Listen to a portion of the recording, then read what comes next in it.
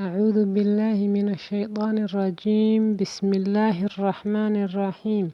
مسألة labaad muddada xeelka waa ay ku kala duwan yihiin culimada aragtida xagga muddada ay haweeney qabi karto oo uu socdo dhiigga caadada xeelka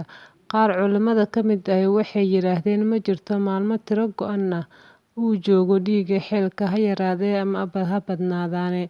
qoraha kitaabkan Sheekh Ibn Uthaymeen wuxuu yiri aragtidan waxay la mid tahay tii Adraami oo kale ee aan kor ku soo xusnay waana tan uu doortay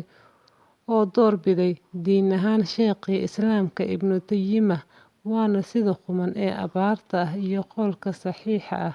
waayo waxay cuskan tahay daliilo ku yaala Qur'aanka iyo Sunnada iyo qiyaas toosan oo saxiix ah waana kuwan daliilka koowaad waa qowlka Alle ويسألونك عن المحيض قل هو أذى فاعتزلوا النساء في المحيض ولا تقربوهن حتى يطهرن waxay ku weydiin doonaan arrin ku saabsan xeelka dhiigga dumarka helo caadada dheh waa wax xun oo dhibaato iyo waxyeello u leh ninka inuu la galmoodo afadiisa iyadoo qabta caadadii sidaas awgeed ka fogaada haweenka waqtiga xeelka oo ha u tagina jeer ay daahir noqdaan aayadda waa Al-Baqara waxaa halkaas ka muuqata in Alle ka yeelay sababta loogu joogayo galmoodka haweenta marka ay dhiigga caadada xeedka qabto waa inaysan daahir ahayn marka waa in laga fogaadaa inta ay ku jirto muddada xeelka Alle ma xusin muddo cayiman oo laga joogayo sida maalin habeen 3 maalmood xitaa 15 maalmood arrintan waa u daliil in sababta xukunka kore uu Alle sharciyeeyay ee laba mid tahay inay qabto haweentu caado oo dhiigga joogo oo markaa ma ahan daahir ama inuu ka joogsaday oo ka istaagay ay daahir tahay markaana waa daahir daliilka labaad waa xadiiskii ku yaala saxiix Muslim ee la xiriira qowlka Nabiga sallallahu calayhi wasallam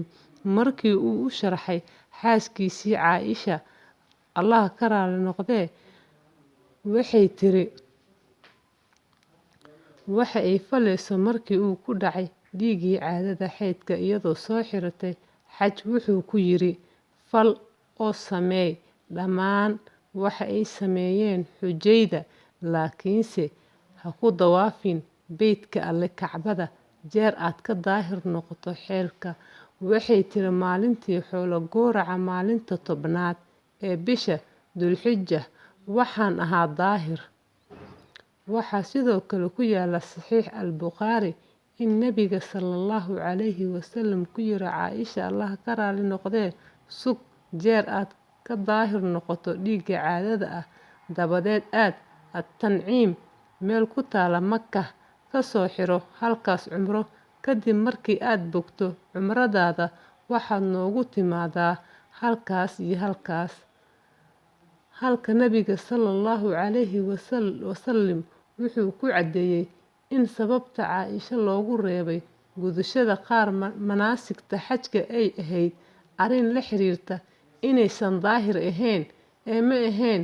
muddo go'an uu socdo dhiigga caadada xeelka tani waxay cadeynaysaa in xukunka Islaamka ee arrintan uu la xiriiro dhiigga joogidiisa ama joogsigiisa dhamaadkiisa casharkeena insha Allah meeshaas ha inoo joogo